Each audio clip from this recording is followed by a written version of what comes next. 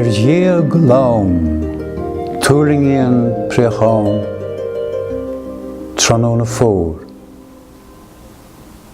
Matso Basho. Darig sé sin gachrod, rih sin dánin éadrom spríúil gréasta go minic a bhí sa haiku.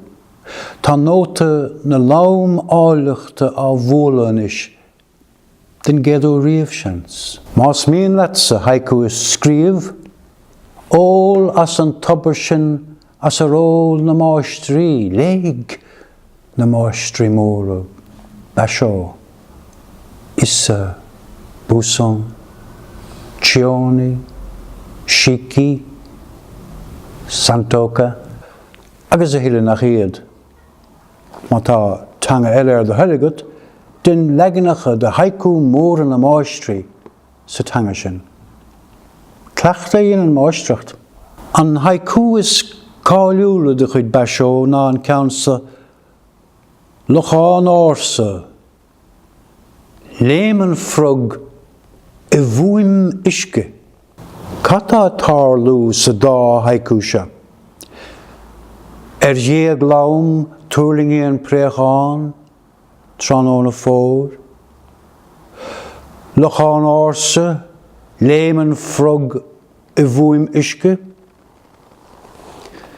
Tá séfa an, séfa an lochán, séfa na Gaeilge, Corítar an taobha sin, Turingen Prechon, léman frog, agus ais linn a ríis sa taobha.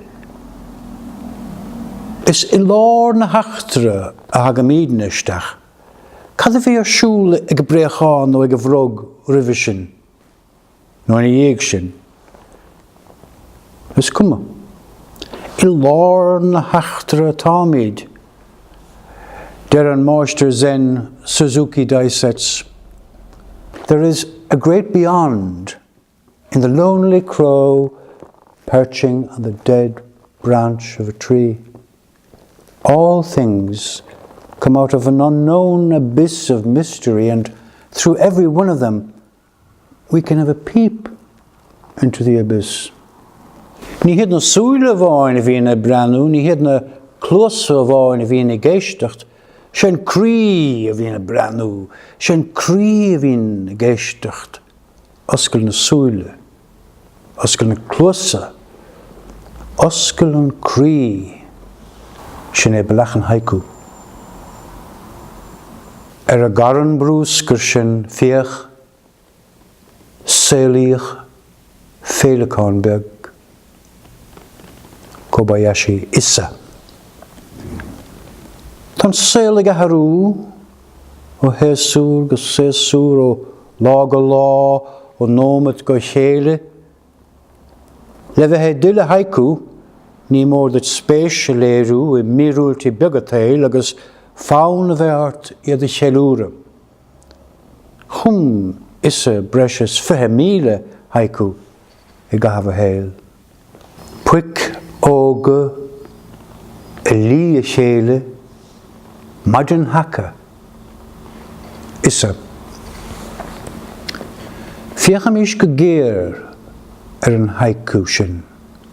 Simplí go leor nach bhfuil.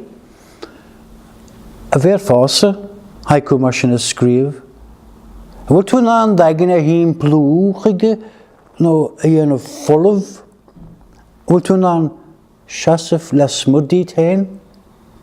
Cé go mín 7 mion sula dhéag an haiku Sepánaise, roinnte mar se a 5 a 7 a 5, is anna bheith chlítar leis an líon sin mion sulaí I dangacha eile. Conas haiku is scríomh. Saola gur amú le camera bhí tú, der famíle Gaeilge ghlach agus gan a bheith sásta ach le ceann bháindíomh, bhí an táileat má d'éirigh leat breth ar na puic sin agus iad a lí a chéile. Nómat na hinspráide bhí an sin, nómat na fírinne, nómat an haiku. Caithh tú nómat sin a ahent, I bhairtean a súl, a mohan sin, agus a stig an a tain. Brac síos láidhacha, gan smíanamh. Teir siar a ríséir ar baul más gá.